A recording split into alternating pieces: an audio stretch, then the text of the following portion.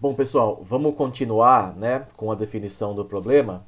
Vamos buscar uma expressão para a função desvio quadrático ou erro quadrático, né, como eu escrevi aqui para variar um pouco.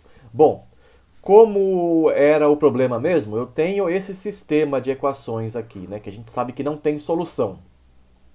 Eu só vou, perdão, gente, só vou reescrever esse sistema de uma maneira um pouquinho diferente, tá?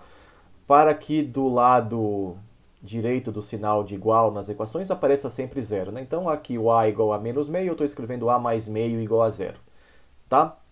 E a mesma coisa para as outras três equações. E eu vou definir o erro quadrático ou desvio quadrático desta maneira aqui para este problema, tá? Ó.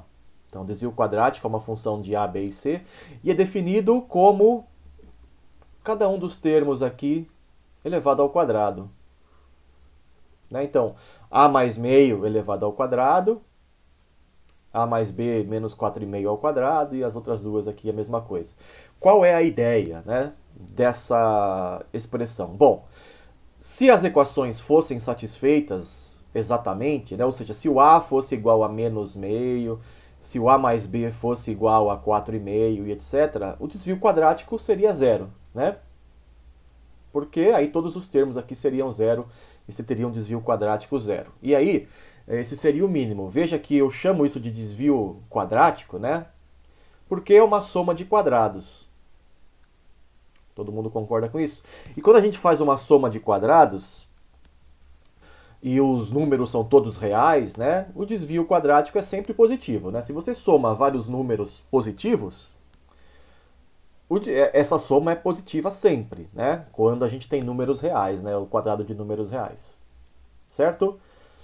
E aí veja também que se, por exemplo, se A fosse, nessa expressão aqui, por exemplo, né? Se o A fosse igual a menos um, então você tem menos um mais meio dá menos meio. Isso é negativo, mas elevando ao quadrado vai para mais 0,25, então fica sempre positivo, né? Todos os termos são sempre positivos.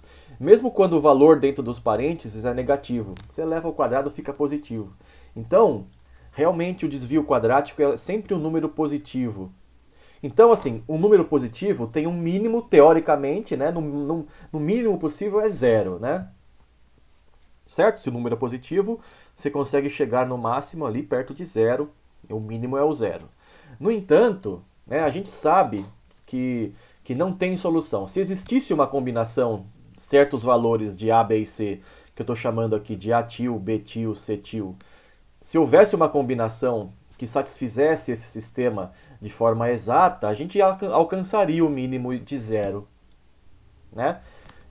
Por exemplo, se o A fosse igual a menos meio na primeira equação, se o A mais B fosse igual a 4,5 na segunda equação, etc. Né? Se eu conseguisse satisfazer essas equações, né, para algum conjunto de valores A-til, B-til e C-til de ABC, eu teria o mínimo possível teoricamente para o desvio quadrático. No entanto, o sistema não tem solução exata. Então, sempre uma dessas equações aqui, ou mais de uma, né, não vai ser satisfeita. Então, eu vou ter, pelo menos uma delas aqui vai ser diferente de zero, como a gente viu no exemplo. Né? Se o A fosse menos meio, se B fosse 5 e o C na terceira equação fosse menos meio, a quarta equação já daria erro, né? Porque menos meio aqui, se o C fosse menos meio, né, daria menos um. Então, esse último termo não daria zero.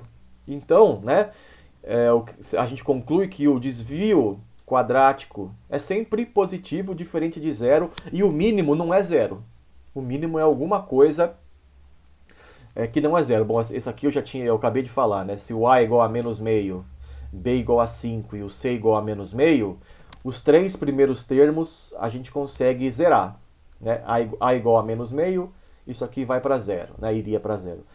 A igual a menos meio, B igual a 5, aí você subtrai menos 4,5, também dá zero. B mais C, 5 menos meio, menos 4,5 dá zero. Mas aí aqui o último, né, menos meio é menos um ao quadrado é mais um. Então aqui eu ficaria com desvio quadrático de mais um. Né? Então, né, como eu estou escrevendo aqui. E portanto, né, deve haver um ponto de mínimo no desvio quadrático, certo? Para algum alguma combinação de valores A, B e C deve nos dar um mínimo para o desvio quadrático. Mas não é zero, né? Se for zero, se fosse zero, o sistema teria a solução. E aí eu nem precisaria me preocupar com o método dos mínimos quadrados. Eu ia lá e resolvia o sistema. Simplesmente assim, né? Certo, gente? Então, assim, resumindo, né? Este é o motivo do método ter esse nome, de mínimos quadrados, né? Porque eu tenho uma expressão que é uma soma de quadrados de números, sempre positivo, né? O desvio quadrático é sempre positivo, e eu busco minimizar essa função do desvio quadrático, certo?